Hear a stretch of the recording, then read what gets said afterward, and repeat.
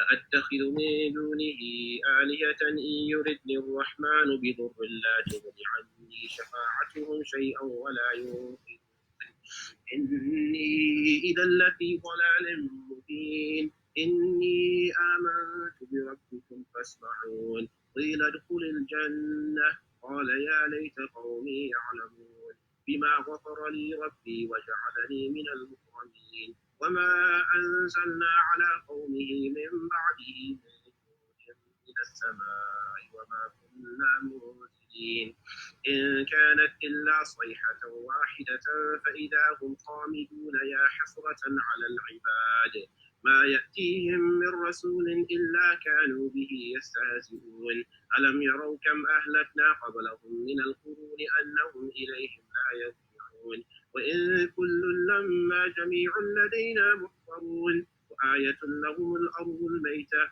أحييناها وأخرجنا منها حبا فمنه يأكلون وجعلنا فيها جنات من نخيل وأعناب وفجرنا فيها من العيون ليأكلوا من ثمره وما عملته أيديهم أفلا يشكرون سبحان الذي خلق الأزواج كلها مما تنبت الأرض ومن أنفسهم ومما لا يعلمون وآية لهم الليل نسلخ منه النهار فإذا هم مظلمون والشمس تجري لمستقر لها ذلك تقدير العزيز العليم والقمر قدرناه منازل حتى عاد كالعرجون القديم لا الشمس ينبغي لها أن تدرك القمر ولا الليل سابق النهار وكل في فلك يسبحون وآية لهم أنا حملنا ذريتهم في الفلك المشحون وخلقنا لهم من مثله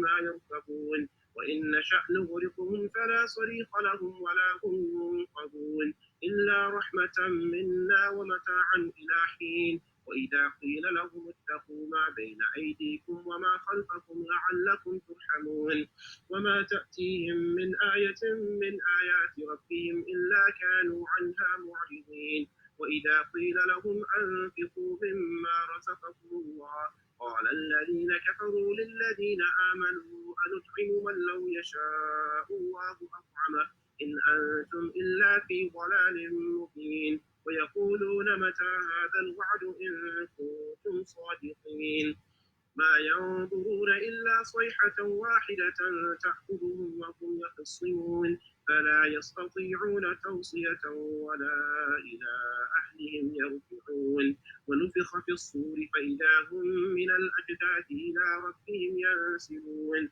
قالوا يا ويلنا من بعثنا من مرقدنا هذا ما وعد الرحمن وصدق المرسلون إن كانت إلا صيحة واحدة فإذا هم جميع لدينا محضرون فاليوم لا تظلم نفس شيئا ولا تجزون إلا ما كنتم تعملون إن أصحاب الجنة اليوم في شغل فاكهون هم وأزواجهم في ظلال على الأرائك متكئون لهم فيها فاكهة ولهم ما يدعون سلام قولا من رب رحيم وامتازوا اليوم أيها المجرمون ألم أعهد إليكم يا بني آدم ألا تعبدوا الشيطان إنه لكم عدو مبين وأن اعبدوني هذا صراط مستقيم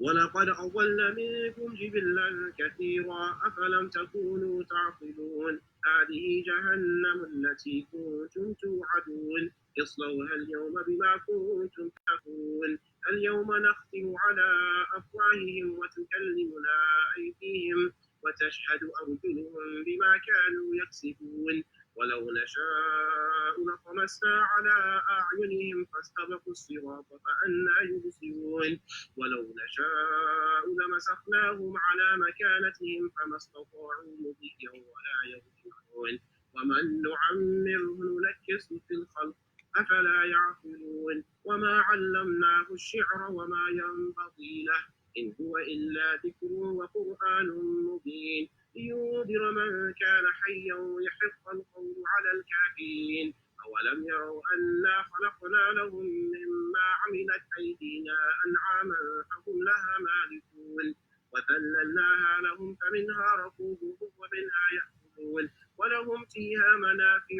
المشارب أفلا يشكرون واتخذوا من دون الله آلهة لعلهم ينصرون لا يستطيعون نصرهم وهم لهم جند محضرون فلا يحزنك قولهم إنا نعلم ما يسرون وما يعلنون أولم ير الإنسان أنا خلقناه من نطفة فإذا هو خصيم مبين وضرب لنا مثلا ونسي خلقه قال من يحيي العظام وهي رميم قل يحييها الذي أنشأها أول مرة وهو بكل خلق عليم الذي جعل لكم من الشجر الأخضر نارا فإذا أنتم منه توقدون أوليس الذي خلق السماوات والأرض بقادر على أن يخلق مثلهم بلى وهو الخلاق العليم إنما أمره إذا أراد شيئا أن يقول له كن فيكون وسبحان الذي بيده ملكوت كل شيء وإليه ترجعون.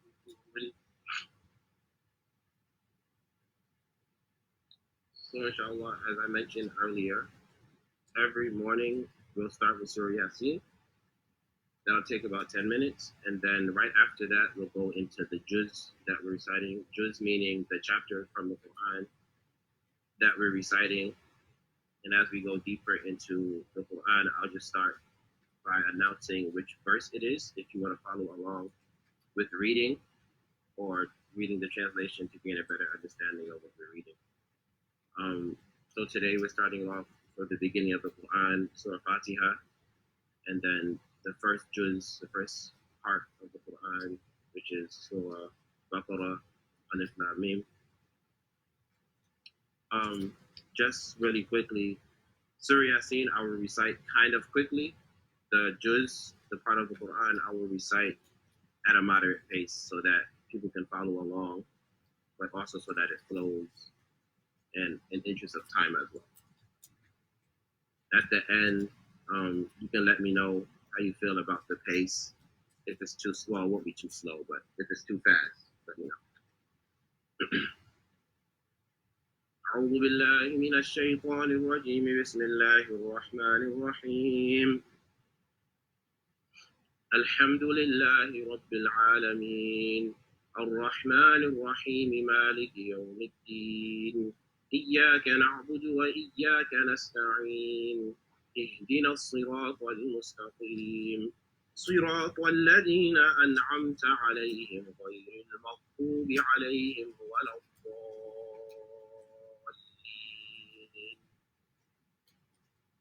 بسم الله الرحمن الرحيم ألف لام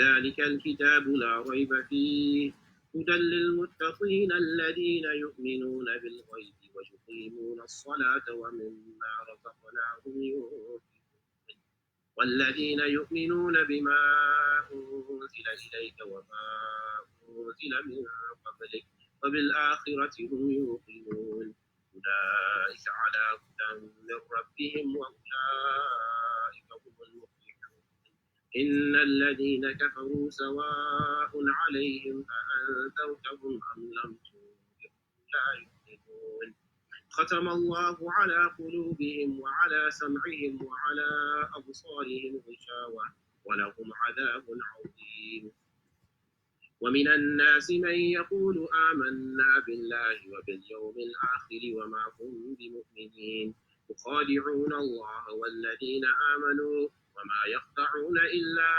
أنفسهم وما يشعرون في قلوبهم مرض فزادهم الله مرضا ولهم عذاب أليم بما كانوا يكذبون وإذا قيل لهم لا تفسدوا في الأرض قالوا إنما نحن مصلحون ألا إنهم هم المفسدون ولكن لا يشعرون وإذا قيل لهم آمنوا كما آمن الناس قالوا أنؤمن كما آمن السفهاء ألا إنهم هم السفهاء ولكن لا يعلمون وإذا لقوا الذين آمنوا قالوا آمنا وإذا خلوا إلى شياطينهم قالوا إنا معكم إنما نحن مستهزئون الله يستهزئ بهم ويمدهم في طغيانهم يعمهون أولئك الذين اشتروا الضلالة بالهدى فما ربحت تجارتهم وما كانوا مهتدين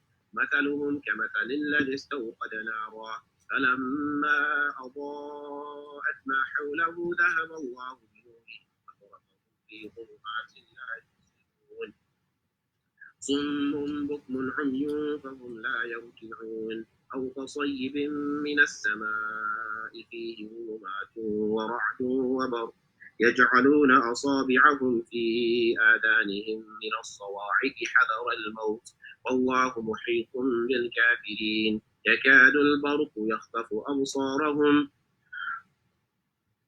كلما أضاء لهم مشوا فيه وإذا أظلم عليهم قاموا ولو شاء الله لذهب بسمعهم وأبصارهم إن الله على كل شيء قدير يا أيها الناس اعبدوا ربكم الذي خلقكم والذين من قبلكم لعلكم تتقون الذي جعل لكم الأرض فراشا والسماء بناء وأنزل من السماء ماء فأخرج به من الثمرات رزقا لكم فلا تجعلوا لله أندادا وأنتم تعلمون وإن كنتم في ريب مما نزلنا على عبدنا فأتوا بسورة من مثله وادعوا شهداءكم من دون الله إن كنتم صادقين فإن لم تفعلوا ولن تفعلوا فاتقوا النار التي وقودها الناس والحجارة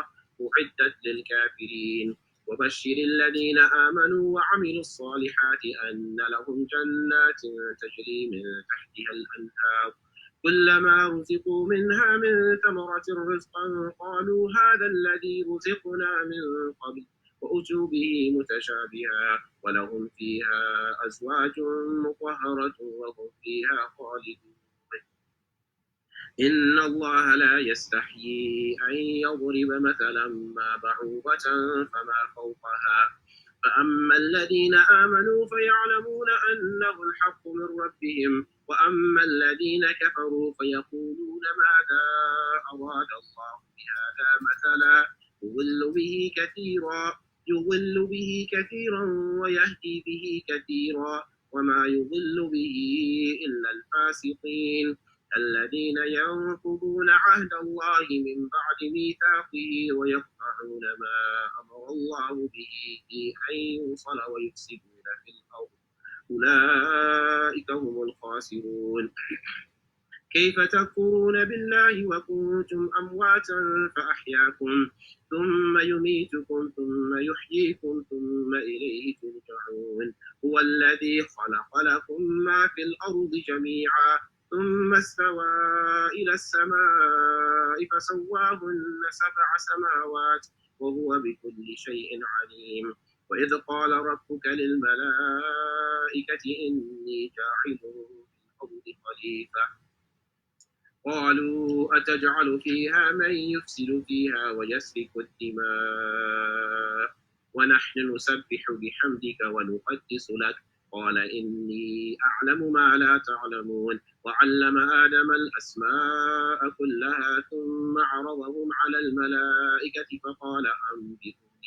فقال أنبئوني بأسماء هؤلاء إن كنتم صادقين قالوا سبحانك لا علم لنا إلا ما علمتنا إنك أنت العليم الحكيم قال يا آدم أنبئهم بأسمائهم فلما أنبأهم بأسمائهم قال ألم أقل لكم إني أعلم غيب السماوات والأرض وأعلم ما تبدون وما كنتم تكتمون وإذ قلنا للملائكة اسجدوا لآدم فسجدوا إلا إبليس أبى واستكبر وكان من الكافرين وقلنا يا آدم اسكن أنت وزوجك الجنة وكلا منها رغدا حيث شئتما ولا تقربا هذه الشجرة فتكونا من الظالمين فأزلهما الشيطان عنها فأخرجهما مما كانا فيه وقلنا اهبطوا بعضكم لبعض عدو ولكم في الأرض مستقر ومتاع إلى حين فتلقى آدم من ربه كلمات فتاب عليه إنه هو التواب الرحيم قلنا اهبطوا منها جميعا فإما يأتينكم مني هدى فمن تبع هداي فلا خوف عليهم ولا هم يحزنون والذين كفروا وكذبوا بآياتنا أولئك أصحاب النار هم فيها خالدون يا بني إسرائيل اذكروا نعمتي التي أنعمت عليكم وأوفوا بعهدي أوف بعهدكم وإياي فارهبون وآمنوا بما أنزلت مصدقا لما معكم ولا تكونوا أول كافر به ولا تشتروا بآياتي ثمنا قليلا وإياي فاتقون ولا تلبسوا الحق بالباطل وتكتموا الحق وأنتم تعلمون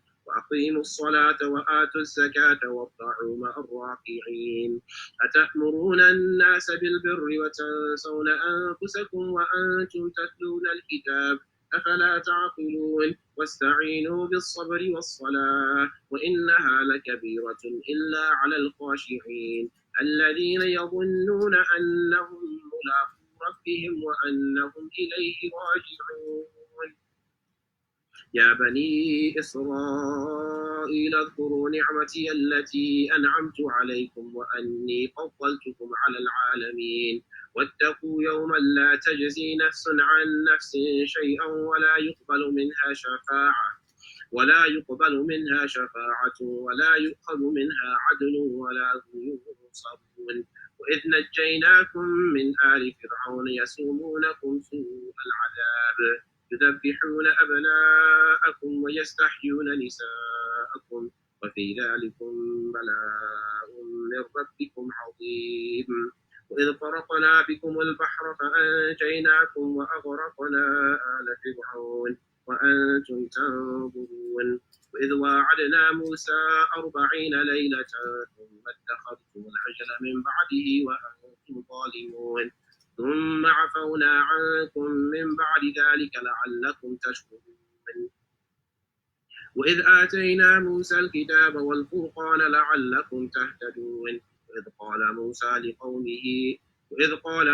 لقومه يا قوم إنكم ظلمتم أنفسكم باتخاذكم العجل فتوبوا إلى بارئكم فاقتلوا أنفسكم ذلكم خير لكم عند بارئكم فتاب عليكم إنه هو التواب الرحيم وإذ قلتم يا موسى لن نؤمن لك حتى نرى الله جهرة فأخذتكم الصاعقة وأنتم تنظرون ثم بعثناكم من بعد موتكم لعلكم تشكرون وظللنا عليكم الغمام وأنزلنا عليكم المن والسلوى كلوا من طيبات ما رزقناكم وما ظلمونا ولكن كانوا أنفسهم يظلمون وإذ قلنا ادخلوا هذه القرية فكلوا منها حيث شئتم رغدا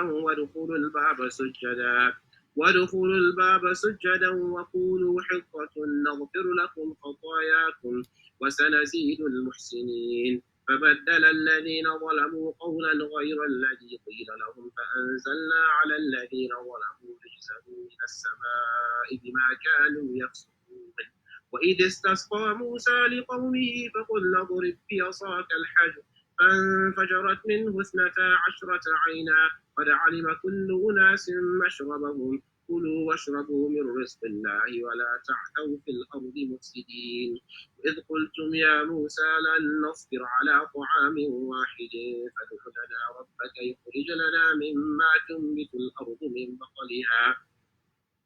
من بقلها وقثائها وفومها وعدسها وبصلها قال أتستبدلون الذي هو أدنى بالذي هو خير اهبطوا مصرا فإن لكم ما سألتم وضربت عليهم الذلة والمسكنة وباءوا بغضب من الله ذلك بأنهم كانوا يكفرون بآيات الله ويقتلون النبيين بغير الحق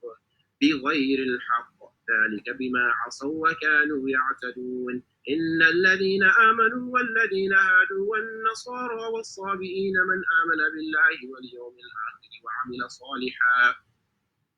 وعمل صالحا فلهم أجرهم عند ربهم ولا خوف عليهم ولا هم يحزنون وإذ أخذنا ميثاقكم ورفعنا فوقكم الطور خذوا ما آتيناكم بقوة واذكروا ما فيه لعلكم تتقون ثم توليتم من بعد ذلك فلولا فضل الله عليكم ورحمته لكنتم من الخاسرين ولقد علمتم الذين اعتدوا منكم في السبت فقلنا لهم كونوا قردة خاسئين فجعلناها نكالا لما بين يديها وما خلفها وموعظة للمتقين وإذ قال موسى لقومه إن الله يأمركم أن تذبحوا بقرة قالوا أتتخذنا هزوا قال أعوذ بالله أن أكون من الجاهلين قالوا ادع لنا ربك يبين لنا ما هي قال إنه يقول إنها بقرة لا فارغ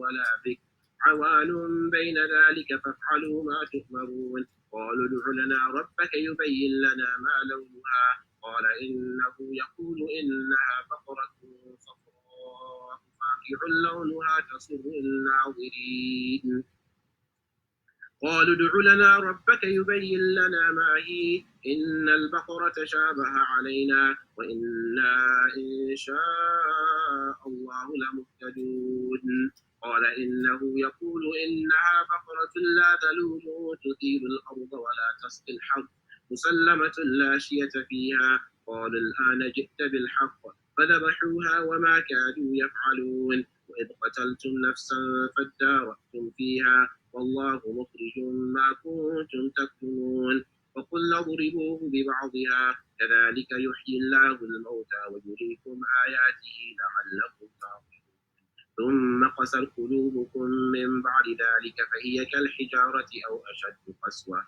وإن من الحجارة لما يتفجر منه الأنهار وإن منها لما يشقق فيخرج منه الماء وإن منها لما يهبط من خشية الله وما الله بغافل عما تعملون أفتطمعون أن يؤمنوا لكم وقد كان فريق منهم يسمعون كلام الله ثم يحرفونه من بعد ما عقلوا وهم يعلمون وإذا لقوا الذين آمنوا قالوا آمنا وإذا خلا بعضهم إلى بعض قالوا أتحدثونهم بما فتح الله عليكم ليحاجوكم به عند ربكم أفلا تعقلون أولا يعلمون أن الله يعلم ما يسرون وما يعلنون ومنهم أميون لا يعلمون الكتاب إلا أماني وإن هم إلا يظنون وويل للذين يكتبون الكتاب بأيديهم ثم يقولون هذا من عند الله ليشتروا به ثمنا قليلا وويل لهم مما كتبت أيديهم وويل لهم مما يكسبون وقالوا لن تمسنا النار إلا أياما معدودة قل أتخذتم عند الله عهدا فلن يخلف الله عهده أم تقولون على الله ما لا تعلمون فلا من كسب سيئة وأحاطت به خطيئته فأولئك أصحاب النار هم فيها خالدون والذين آمنوا وعملوا الصالحات أولئك أصحاب الجنة هم فيها خالدون وإذ أخذنا ميثاق بني إسرائيل لا تعبدون إلا الله وبالوالدين إحسانا وللقربى واليتامى والمساكين وقولوا للناس حسنا وأقيموا الصلاة وآتوا الزكاة ثم توليتم إلا قليلا منكم وأنتم معرضون وإذ أخذنا ميثاقكم لا تسفكون دماءكم ولا تخرجون أنفسكم من دياركم ثم أقررتم وأنتم تشهدون ثم أنتم هؤلاء تقتلون أنفسكم وتخرجون فريقا منكم من ديارهم تظاهرون عليهم بالإثم والعدوان وإن يأتوكم أسارى تفادوهم وهو محرم عليكم إخراجهم أفتؤمنون ببعض الكتاب وتكفرون ببعض فما جزاء من يفعل ذلك منكم إلا خزي في الحياة الدنيا ويوم القيامة يردون إلى أشد العذاب وما الله بغافل عما تعملون أولئك الذين اشتروا الحياة الدنيا بالآخرة فلا يخفف عنهم العذاب ولا هم ينصرون ولقد آتينا موسى الكتاب وقفينا من بعده بالرسل وآتينا عيسى ابن مريم البينات وأيدناه بروح القدس أفكلما جاءكم رسول بما لا تهوى أنفسكم استكبرتم ففريقا كذبتم وفريقا تقتلون وقالوا قلوبنا غلف بل لعنهم الله بكفرهم فقليلا ما يؤمنون ولما جاءهم كتاب من عند الله مصدق لما معكم فكانوا من قبل يستفتحون على الذين كفروا فلما جاءهم ما عرفوا كفروا به فلعنة الله على الكافرين بئس ما اشتروا به أنفسهم أن يكفروا بما أنزل الله بغيا أن ينزل الله من فضله على من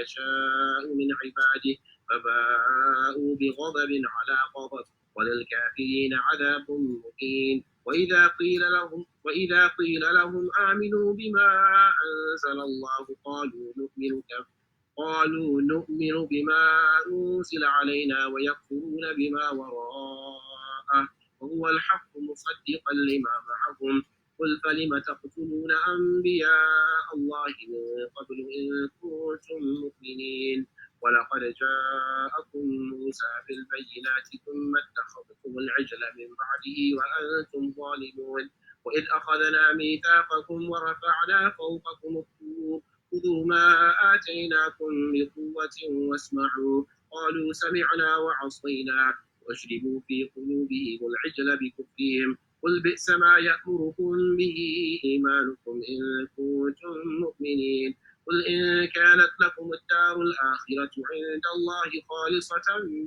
دون الناس فتمنوا الموت إن كنتم صادقين ولن يتمنوه أبدا بما قدمت أيديهم والله عليم بالظالمين ولتجدنهم أحرص الناس على حياة ومن الذين أشركوا يود أحدهم لو يعمر 1000 سنة وما هو بمزحزحه من العذاب أن يعمر والله بصير بما يعملون قل من كان عدوا لجبريل فإنه نزله على قلبك بإذن الله مصدقا لما بين يديه وهدى وبشرى للمؤمنين من كان عدوا لله وملائكته ورسله وجبريل وميكال فإن الله عدو للكافرين ولقد أنزلنا إليك آيات بينات وما يكفر بها إلا الفاسقون أو كلما عاهدوا عهدا نبذه فريق منهم بل أكثرهم لا يؤمنون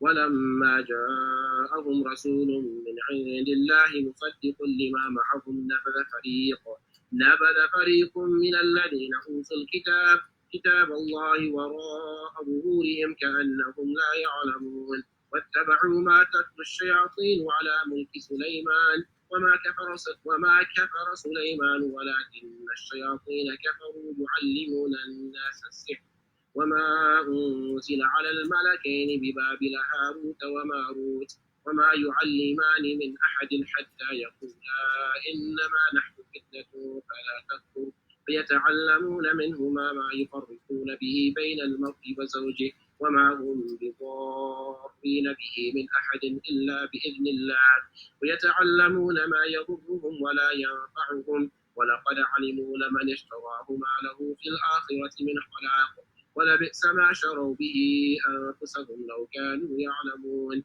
ولو أنهم آمنوا واتقوا لمثوبة من عند الله خير لو كانوا يعلمون يا أيها الذين آمنوا لا تقولوا راعنا وقولوا انظرنا واسمعوا وللكافرين عذاب أليم. ما يود الذين كفروا من أهل الكتاب ولا المشركين أن ينزل عليكم من خير من ربكم والله يختص برحمته من يشاء والله ذو الفضل العظيم. ما ننسخ من آية أو ننسها نأتي بخير منها أو مثلها. ألم تعلم أن الله على كل شيء قدير. ألم تعلم أن الله له ملك السماوات والأرض وما لكم من دون الله من ولي ولا نصير. أم تريدون أن تسألوا رسولكم كما سئل موسى من قبل ومن يتبدل الكفر بالإيمان فقد ضل سواء السبيل. ود كثير من أهل الكتاب لو يردونكم من بعد إيمانكم كفارا حسدا من عند أنفسهم من بعد ما تبين لهم الحق فاعفوا واصفحوا حتى يأتي الله بأمره إن الله على كل شيء قدير. وأقيموا الصلاة وآتوا الزكاة وما تقدموا لأنفسكم من خير تجدوه عند الله إن الله على كل تجدوه عند الله إن الله بما تعملون بصير. وقالوا لن يدخل الجنة إلا من كان هودا أو نصارى تلك أمانيهم قل هاتوا برهانكم إن كنتم صادقين. بلى من أسلم وجهه لله وهو محسن فله أجره عند ربه ولا خوف عليهم ولا هم يحزنون. وقالت اليهود ليست النصارى على شيء وقالت النصارى ليست اليهود على شيء وهم يتلون الكتاب كذلك قال الذين لا يعلمون مثل قولهم الله يحكم بينهم يوم القيامة فيما كانوا فيه يختلفون. ومن أظلم ممن منع مساجد الله أن يذكر فيها اسمه وسعى في خرابها أولئك ما كان لهم أن يدخلوها إلا خائفين لهم في الدنيا خزي ولهم في الآخرة عذاب عظيم. ولله المشرق والمغرب فأينما تولوا فثم وجه الله إن الله واسع عليم. وقالوا اتخذ الله ولدا سبحانه بل له ما في السماوات والأرض كل له قانتون بديع السماوات والأرض وإذا قضى أمرا فإنما يقول له كن فيكون. وقال الذين لا يعلمون لولا يكلمنا الله أو تأتينا آية كذلك قال الذين من قبلهم مثل قولهم تشابهت قلوبهم قد بينا الآيات لقوم يوقنون.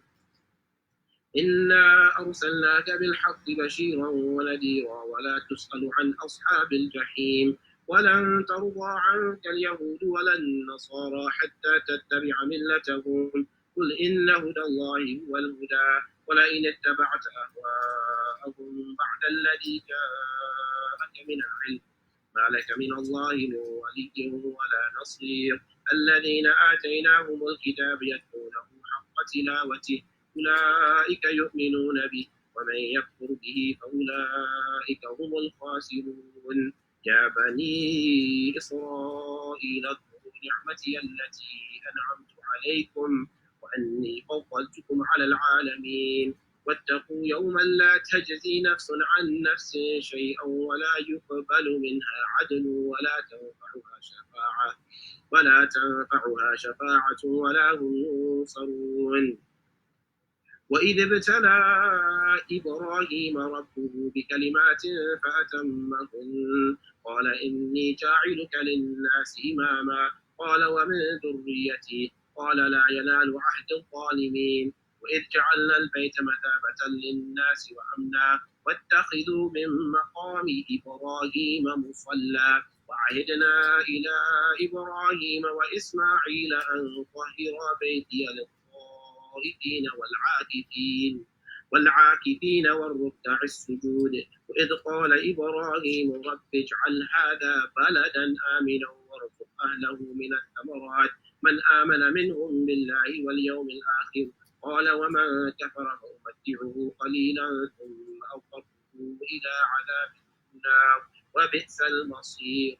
وإذ يرفع إبراهيم القواعد من البيت وإسماعيل ربنا تقبل منا إنك أنت السميع العليم ربنا واجعلنا مسلمين لك ومن ذريتنا أمة مسلمة لك وأرنا مناسكنا وتب علينا إنك أنت التواب الرحيم ربنا وابعث فيهم رسولا منهم يتلو عليهم آياتك ويعلمهم الكتاب والحكمة ويزكيهم إنك أنت العزيز الحكيم ومن يرغب عن ملة إبراهيم إلا من سفه نفسه ولقد اصطفيناه في الدنيا وإنه في الآخرة لمن الصالحين إذ قال له ربه أسلم قال أسلمت لرب العالمين ووصى بها إبراهيم بنيه ويعقوب يا بني إن الله اصطفى لكم الدين فلا تموتن إلا وأنتم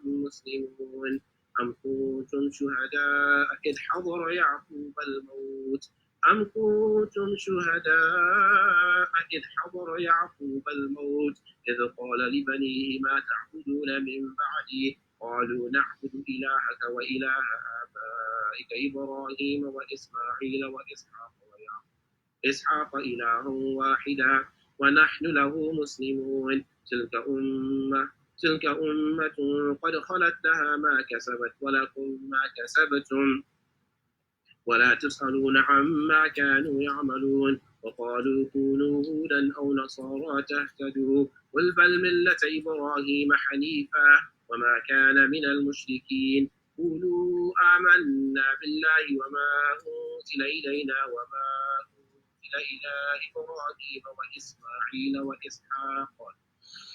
وإسماعيل وإسحاق ويعقوب والأسباط وما أوتي موسى وعيسى وما أوتي النبيون من ربهم لا نفرق بين أحد منهم ونحن له مسلمون فإن آمنوا بمثل ما آمنتم به فقد اهتدوا وإن تولوا فإنما هم في شقاق فسيكفيكهم الله وهو السميع العليم صبغة الله ومن أحسن من الله صبغة ونحن له عابدون قل أتحاجوننا في الله وهو ربنا وربكم ولنا أعمالنا ولكم أعمالكم ونحن له مخلصون أم تقولون إن إبراهيم وإسماعيل وإسحاق ويعقوب والأسباط كانوا هودا أو نصارى قل أأنتم أعلم أم الله ومن أظلم ممن كتم شهادة عنده من الله وما الله بغافل عما تعملون تلك أمة قد خلت لها ما كسبت ولكم ما كسبتم ولا تسألون عما كانوا يعملون. Alhamdulillah, we just completed one juz of the Quran, the first part, with the 30 parts. So inshallah, tomorrow we will start from the beginning of the second part, which is verse 141. If there's any questions before we end, any comments, I'll read. You can put it in the chat section, and I can answer, speak to them. So basically, it takes about 45 minutes to read Yasin and the juz, starting at 5 o'clock. So we should be finishing daily at 5:45, give or take. Just a quick rundown of the month in terms of recitation. You can go to ICNYU.org and then click on the tab Ramadan, and you will see the programming for the month. It has all of the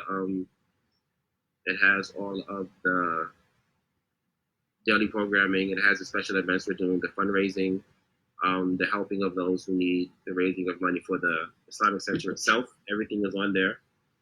So there will be 3 recitations daily, inshallah, via Zoom, and you will need to register for each one so that we can have so that we can kind of control the flow of people and know who's coming in and out for safety reasons, so people don't just pop in and do random things. I will be reciting at 5 a.m. every morning until 5:45, and at 4:30 p.m. or 4:15, you can check on the site, but I think it's 4:30 if I'm not mistaken. Everybody will recite the same part that I'm reciting at that time for those who can't make it in the morning. And in the evening at 9:15 we will start, and Afraz will kind of give a rundown of in English, translating what, not translating, but giving a summarizing what we'll be reciting that evening. We started last night, so what we recited last night we will continue into tomorrow night, being the second part of the second juz. And all three of us will be reciting that night, every night at 9:30, and it will rotate every night. So essentially, the goal is to do 3 khatams, 3 completions of the Quran in this month. And yeah, so inshallah, we'll keep you updated on things as they go. But for those who will be joining at 5 a.m. regularly, we'll be starting at 5 a.m. and ending about 5:45. I'll be talking less, and it will be straight to the point. And yeah, so before I leave, any questions? Any comments in the chat section? Any was I reading too fast? How was the audio? Because I got a text from someone and they said the audio wasn't that great. So just to kind of the audio was perfect, audio was fine. It was good to me. Okay. Oh, he said he's having trouble getting audio. Sorry. Speed was perfect too on my end. Wasn't too fast. Okay, alhamdulillah. For the evening, we start at 9:15. 9:15 is for those who are going to be joining in the evening. 9:15 is the start time where Afraz will be giving us. He would be summarizing in about 10 minutes on what the section that we're going to be reciting kind of speaks to, some of the key stories, some of the the key stories and the things that will be striking from that part of the Quran. And then we'll be reciting in Arabic at 9:30. We'll be 3 of us. We'll split it in 3 ways. When we do Khatam, are you supposed to read from the start to finish?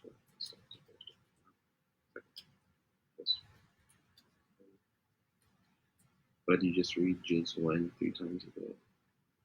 Oh no, so a Khatam is considered a complete reading of the Quran. So a Khatam, you can start a Khatam from anywhere, but it's preferable to start from the beginning of the Quran, from Surah Fatiha, and read the Quran straight through. And when you get to the end, you go back to Fatiha and you start a new reading. So a Khatam is just a completion of the Quran incomplete. So you wouldn't read the Juz once. You wouldn't read the Juz 3 times. You'll read it.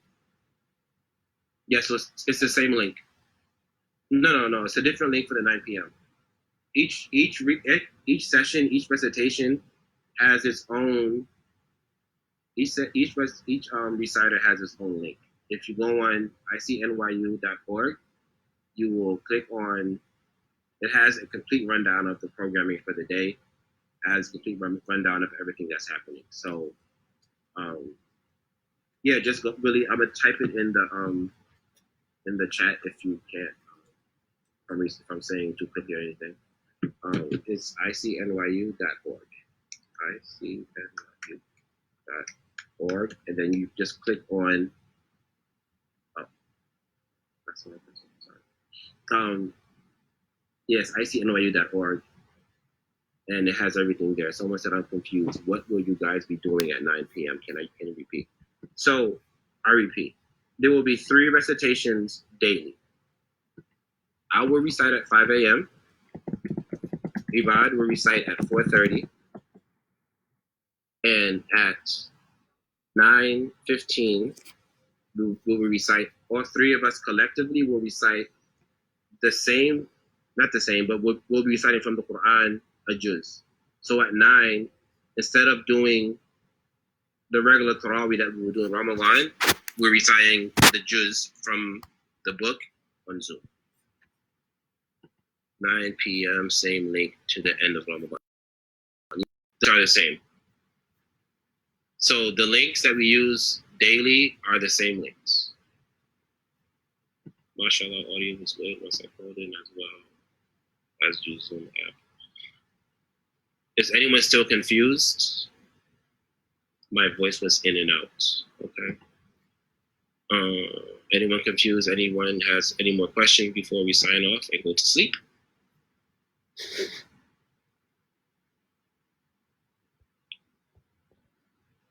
At 9 p.m., would it be just one juz again or two? One juz only.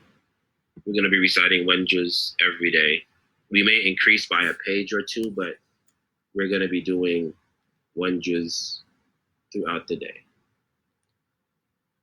Thank you. If we are on the 5 a.m., you should you can come on any of the sessions you want, any of the recitations you want. But some people aren't able to make the 5, so they'll make the 4:30. Some people aren't able to make the 9, they make so whatever works for you. Some people have to work, some people sleep, some people have children, so it's really trying to accommodate for everyone. We didn't finish a surah today. We finished a part of Surah Baqarah. So we're beginning from the beginning of the Quran and we're reading straight through. So at some points, we're not going to be finishing surahs. We're going to be stopping in the middle of surahs. We stopped at verse 141 today. So tomorrow at 5 a.m., we'll be starting on verse 141. I'll take a couple of more questions and I will leave soon, inshallah. Sorry, what is a juz? A juz is a part of the Quran. The Quran is split into 30 parts. So in 30 days, we read 30 parts, and we read a part, and a part being a juz. J-U-Z, juz. Any more questions? Yeah, 141. You're welcome. You should, inshallah, make dua for the ICNYU and its staff and the individuals who are taking the time out to make this happen. This isn't an easy thing. People are really, sitting down, going over the scheduling, calling people, putting the schedule together. So make dua for all of them and all of us, inshallah, so that we can keep these programs going through the month and, people can benefit. So again, before I end, 5 a.m., 4:30, and 9:15 will be the recitation for the Quran. At 6:15 today, and every day, inshallah, there will be a dhikr session. If you're interested in joining that, again, you can go to ICNYU.org, click on Ramadan link or the tab on the site, and it will take you to the link for the Zoom for the dhikr session. So there's programming throughout the month and throughout the day. So honestly, if you need any encouragement, any kind of spiritual connection, there will be something going on. All you have to do is go to the site, inshallah, and you will be able to do that. Rashida raised a hand. Yes. I don't know what that means, but so I'm going to end in at 5:55, and so just any more questions? I don't see any questions. One more question. You like my anything else? Anything else? Thank you, Marlene. Anything else, Khalid, that I should be talking about? What kind of dhikr are they doing? I'm not sure. You can tune in to find out. I'm not Sister Mariama is leading that session. So you can find out when you join. If it's for you, alhamdulillah. If it's not, alhamdulillah. But they'll be doing dhikr at 6:15 every day. And those who want to sit quietly and listen or whatever, it's there. Khalid said we're good. So she wants to unmute and ask a question. Okay. So let me unmute her really quickly. Sorry. Is she still here? Okay, go ahead. Sorry.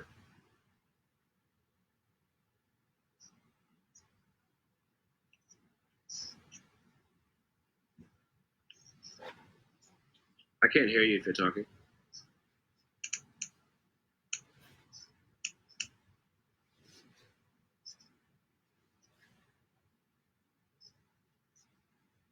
Do you have a question, or should I just mute and just?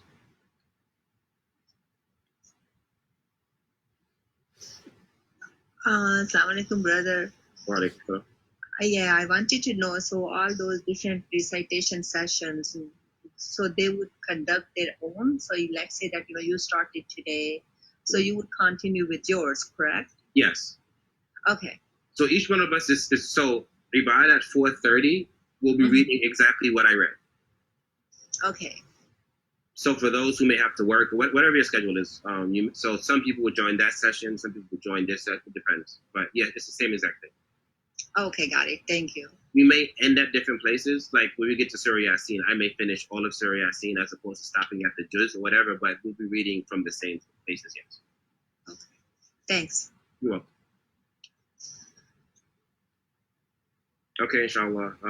With that, I will end. May Allah accept our devotion and our actions, and may He accept our fasting as month of Ramadan, and may we get closer to Him, inshallah. Assalamu alaikum wa rahmatullahi wa barakatuh.